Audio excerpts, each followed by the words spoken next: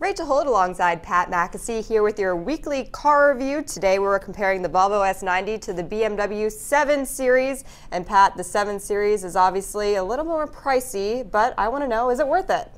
In my opinion, no. They're both very good cars, and the 7 Series has a little bit more power, but the more expensive version of the S90 is still more than $30,000 less than the least expensive version of the 7 Series.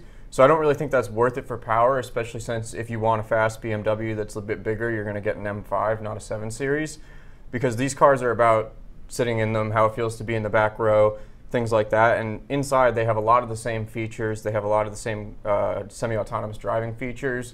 Some of them are optional extras on the Volvo where they're standard on the BMW, and that contributes to the price difference.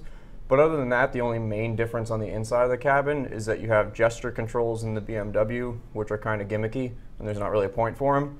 And then the back row, you have a touchscreen tablet that you can control everything with, but it's an added luxury. It's not really a necessity.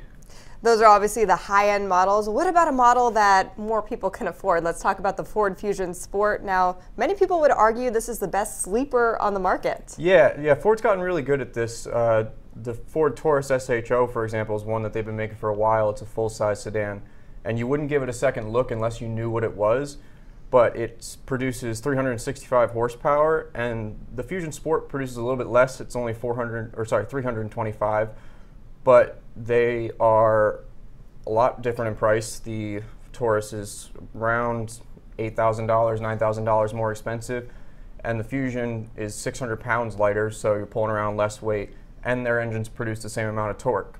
So power-wise, there's not that much going for the Taurus, and then the Fusion Sport also has new dynamic driving modes, so it alters the dampers, throttle response, steering inputs, things like that, so it helps it handle better. So really there's not much else that you can compare it to. The only thing that's relatively close is a mid-size sedan that's all-wheel drive is the Subaru Legacy, but even that, it's 69 horsepower down on the Ford.